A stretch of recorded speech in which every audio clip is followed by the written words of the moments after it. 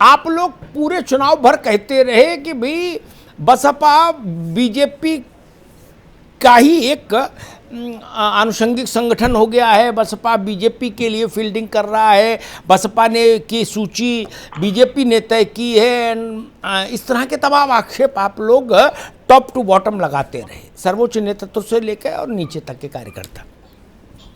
चुनाव उनाव सब निपट गया, परिणाम आ गए, जिसकी जो गति होनी थी गति सदगति सब हो गई। अब शपथ में जब 3 दिन बचे नई सरकार के, तो मायावती जी ने आज 2 ट्वीट ठोक दिए और उन्होंने कहा अखिलेश यादव भी भाजपा से साठगांठ है, मुलायम सिंह यादव की भी साठगांठ है। अपर्णा को इसीलिए मुलायम सिंह ने वहां भेजा ताकि अपने काम निकलते रहें। ये अचानक से चुनाव में ये सब हो रहा था, समझ में आता उसका कारण, उसका औचित्य। लेकिन अब तो चुनाव है नहीं, अब तो 24 में चुनाव होगा यूपी में, फिर अचानक से ये हमला क्यों? इसके पीछे आपको क्या समझ में आता है? देखिए अमिताभ जी, बहुत पहले ही मायावती जी ने तो स्वयं ही घोषणा कर दी थी कि वो समाजवादी पार्टी को हराने के लिए भारतीय जनता पार्टी का भी साथ दे सकती हैं। वो उन्होंने स्वयं उनका अपना एक दिया हुआ बयान था।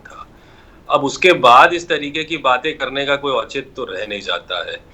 काफी हैरान करने वाली बातें करती हैं, कई बार हम लोग समझ भी नहीं पाते हैं क्या कह रही हैं, क्या कहना चाहती हैं। उनका हाल फिलहाल में मैंने एक वीडियो देखा था जिसमें वो कह रहे हैं कि नंबर 1 की लड़ाई तो बसपा लड़ रही है और भाजपा और सपा तो दूसरे और तीसरे की। तो फिर बाद में समझ आया कि वो जो है एक विधायक की बात कर रही थी जो उनको मिल गया।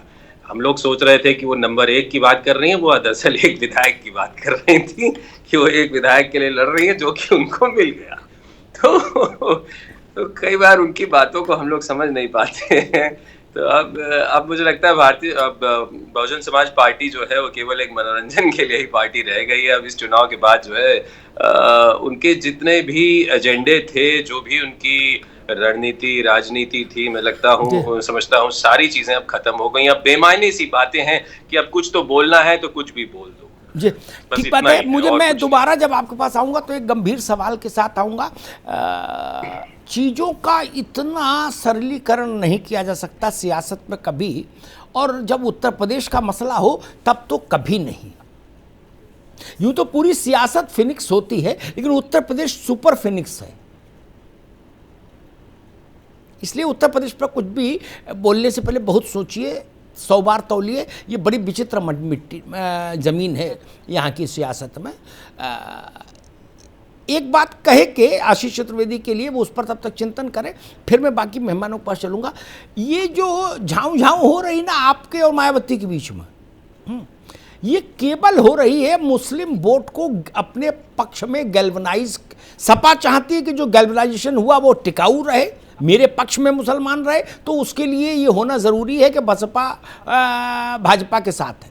और बसपा चाहती है कि जो सपा के पक्ष में मुस्लिम वोट ध्रुवीकृत हुआ इस बार, वो ध्रुवीकरण पिघले, टूटे और बंटवारा हो। पूरा न सही तो कुछ हिस्सा हमारे पास भी आए, क्योंकि सपा की गति भी तभी जब मुसलमान साथ खड़ा हो, और बसपा की गति भी तभी। इसलिए लड़ाई चल रही है। ये कोई चुटकुला वॉर नहीं है। उतने समझदार सपा वाले भी हैं और बसपा वाले भी हैं। वो जानते हैं कि मुस्लिम वोट से ही हमारा कुछ भी भला बुरा होगा। वो एक बड़ा कारण है। अभिमन्यु त्यागी, आपके पास एक अलग मिजाज का सवाल लेके आऊंगा।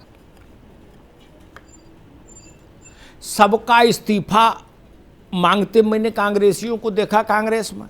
क्या मैंने कांग्रेस में सीताराम केसरी की धोती फटते देखी पार्टी ऑफिस में, वो अध्यक्ष थे। मैंने कांग्रेस में 24 अकबर रोड कांग्रेस मुख्यालय में अध्यक्ष की तख्ती तोड़ते उखाड़ते देखा लोगों को। मैंने नरसिंह राव की हाय हाय देखी। मैंने वो दृश्य देखा कि नरसिंह राव का पार्थिव शरीर पार्टी ऑफिस के अंदर नहीं जाने दिया गया। सब देखा, लेकिन ऐसा नहीं देखा कि कोई गांधी परिवार से चुनाव में पराजय के लिए इस्तीफा मांग ले। बताइए, वो भी कांग्रेस ने दिन उत्तर प्रदेश में देख लिया कि ये मांग उठ गई कि प्रियंका गांधी इस्तीफा दे। 12 की हार में प्रभारी गुलाम नबी आजाद इस्तीफा दिए, 17 की हार में दिग्विजय सिंह प्रभारी थे, वो इस्तीफा दिए, तो सवाल उठ रहा है कि 22 की हार में जब प्रभारी प्रियंका जी थी तो वो इस्तीफा क्यों नहीं देंगी, केवल लल्लू क्यों? त्यागी जी, लोकतंत्र में जनता का जो निर्णय है वो सर्वोपरि है जी, और जनता के लिए काम, जनता के हित की आवाज, जनता के लिए संघर्ष करने का काम अगर किया तो सचमुच में प्रियंका गांधी जी ने किया। 3 साल पहले वो राजनीति में आई और उत्तर प्रदेश जैसा टफ टास्क उन्होंने लिया। नहीं तो उसमें किया क्या, वो तो फेल हो गए पर्चे में बिल्कुल। अरे एक मिनट, आप ये कहे, मान लीजिए कोई ये कहे कि आशीष चतुर्वेदी ने बहुत टफ टास्क लिया, आईएएस के इम्तिहान में बैठे, बोले अच्छी बात, बोले नंबर कितना आया, बोले 100 में 1, तो क्या किया, क्यों बैठे?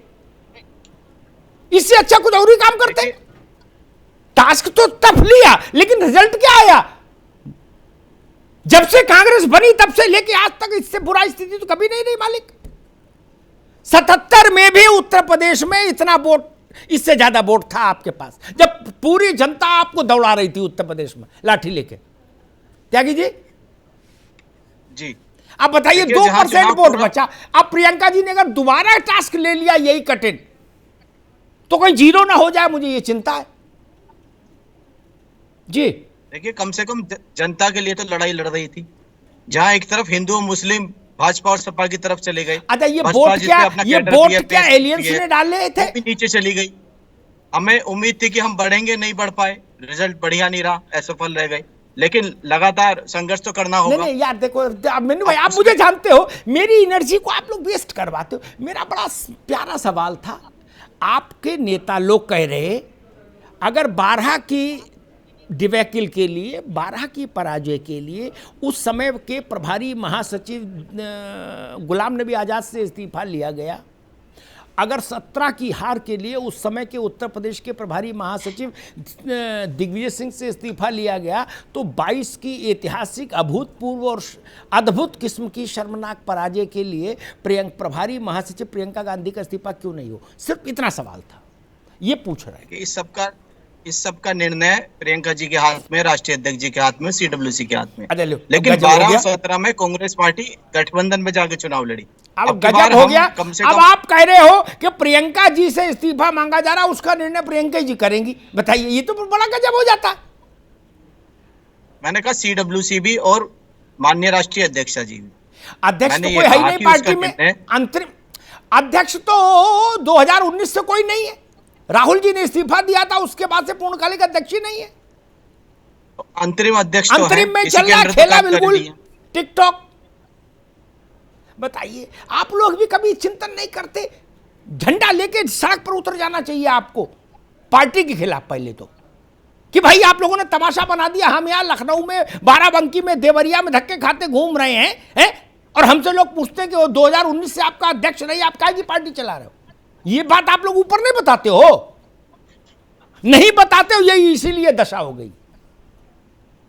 बताना चाहिए दोस्त, लोकतंत्र है, जीवित आदमी हो, दिखना चाहिए ना। आप लोग भी अपने लालच में लगे रहते हैं, छोड़ो हमको पार्षदी मिल जाए, प्रधानी मिल जाए, कुछ दंड फंद मिल जाए, हमारी मिठाई चलती रहे, क्या तो जिंदाबाद करते रहो, कहां चक्कर पड़ोगे? यही दिक्कत है भारत में। मैं किसी पार्टी में होता तो मैं सवाल उठाता, निकाल दिया जाता, छोड़ दूसरी पार्टी ज्वाइन करता, उसमें क्या दिक्कत है? लेकिन काले को सफेद और सफेद को काला नहीं कह सकता। नो, ये मसला है भैया। नदवी साहब, लैला ओ लैला कैसी में लैला, अब अगला शो कहां है उनका, ओवैसी साहब का? हमारी समझ, एक से सुन लो भाई, मेरी समझ कहती है अगला शो गुजरात में करेंगे वो, या कहीं और का इरादा है? यूपी अभी फतेह कहाँ करी है सर, अभी तो यूपी फतेह होना बाकी है। अब आप फतेह तो छोड़ दो, आपका भी रिजल्ट हमने देख लिया है। कोई अरे सर देखिए, हम लोग अपने आप में कामयाब हुए। जब बात करते हो यूपी ना हुआ, यूपी ना हुआ, स्कूल में गुल्ली डंडा का खेल हो गया, जिसे देखो सो कहा यूपी फतेह करने आए हैं। अरे यूपी को गुलगुला है कि खा लोगे? अरे तो क्या मुसलमान गुलगुले हैं? ये 19% मुसलमान थाली में सजा के देते समाजवादी को, जैसे इस बार चले गए। 4 लाख वोट हम लोगों को मिले हैं। हम लोग गांव गांव तक, करिए करिए तक और वार्ड वार्ड तक और बूथ बूथ तक पहुंच गए हैं। 4 लाख वोट हमको मिले हैं। हमने अपनी पार्टी को स्थापित करने के लिए पहला पत्थर गाड़ दिया है।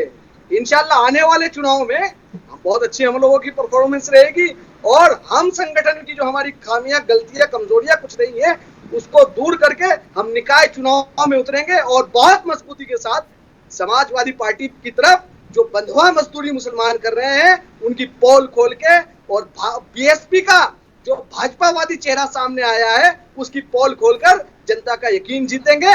और ध्यान रखिएगा 2027 के चुनाव से पहले तक उत्तर प्रदेश के अंदर ऑल इंडिया मजलिस इत्तेहादुल मुस्लिमीन एक मजबूत और कैडराइज पार्टी होगी। आखिर ऐसा क्या है आप में, ऐसा कौन सा मैग्नेटिक इफेक्ट है भाजपा में कि बसपा कहती कि सपा इनकी है और सपा कहती कि बसपा इनकी है और दोनों मिलके कहते कि ओवैसी आपके परमानेंट है?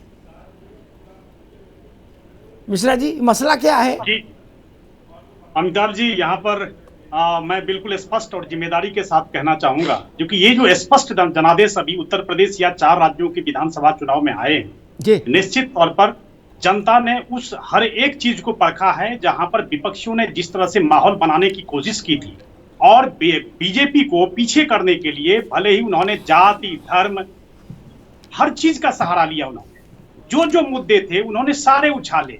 कोरोना समय से लेकर के जितनी चुनौतियां थी हम लोगों के पास में, वो सारी चुनौतियां होने के बावजूद भी भाजपा 4 राज्यों में अपना पूर्ण बहुमत की सरकार बनाने के लिए अग्रसर है। निश्चित तौर पर यह देखा जाता है जो कि जिस तरह से विपक्षियों ने माहौल बनाने की कोशिश की। आज आप देख लीजिए, देखिए चुनाव में हार जीत लगी रहती है, संवैधानिक तरीके से सबको चुनाव लड़ने का भी अधिकार है और उसके ऊपर में मंथन करने का भी अधिकार होना भी चाहिए, क्योंकि चुनाव में हार की वजह क्या है, उसके कारण क्या है, उसके के जो मूल जो कारण है उसके अंदर में जाना चाहिए। लेकिन मैं एक ही चीज कहूंगा, जो कि उन सब के मंथन न करने के बावजूद यहाँ पर आक्षेप पराक्षेप, आरोप प्रत्यारोप के दौर उसका बीजेपी का बी टीम ओवैसी को कभी कह रहे हैं, कभी मायावती कह रही है। तभी तो आपसे आपको बुलाया जानने के लिए कि असली कौन है। मैं वही जैसे एक से सुन लो भाई, जब आप यहाँ से गाजियाबाद से आगे बढ़ो सहारनपुर की तरफ के लिए, तो हर 10 कदम पर लिखा मामा का ढाबा असली यही है क्या? लेकिन कोई एक ही मामा का ढाबा है असली। अब उसका तो पता करना पड़ेगा कि मामा का ढाबा है कौन सा। बिल्कुल वो सही कह रहे हैं। आपसे इसीलिए बुलाया आपका। आप ये बताओ भैया, मामा का ढाबा 3 फोटो लगाए हैं कि हम है असली, कौन है? अमिताभ जी, मैं यहाँ पर कह रहा हूँ कोई भी असली नहीं है। भाजपा का जो संगठन है, यही संगठन उसकी मजबूती है। और आप देखेंगे, अच्छा ये लोग आपके इश्क में कुर्बान है आप पर। बस बिल्कुल आप समझ लीजिए, ये आरोप प्रत्यारोप यही चल रहा है। बल्कि मैं कह रहा हूँ, यहाँ पर अभी आशीष जी अभी कह रहे थे जो कि मायावती जी के बात उनको समझ नहीं आता, बल्कि इनको समझ में पूर्ण आता है, पूरी तरह से समझ में आता है, जो कि समाजवादी पार्टी या बसपा एक दूसरे के ऊपर में जो आरोप प्रत्यारोप कर रही है वो एक दूसरे को समझ रहे हैं। आर.के. मिश्रा जी, एक मिनट, यही बात लालू यादव और नीतीश कुमार ने बिहार में कही थी कि भाई ओवैसी बीजेपी के द्वारा प्रायोजित और फंडेड हैं। बिल्कुल सही बात कह रहे हैं। ये जो और यही बात ममता ने कही थी बंगाल में। जी बिल्कुल सही बात है। मैं उस चीज को दोहराना चाह रहा था, जो कि पहले बिहार में, फिर बंगाल में, फिर आपने देखा यूपी में। अब ये ऐसे ही चलता रहेगा, जो कि क्योंकि ये जो पार्टियां हैं इनके पास कोई विषय नहीं था, कोई मुद्दे नहीं थे, इनके पास खाली माहौल बनाने के अलावा कुछ नहीं था। बिना तथ्य के बातें, बिना तथ्य के विषय थे इनके, और इसीलिए जनता ने नकारा।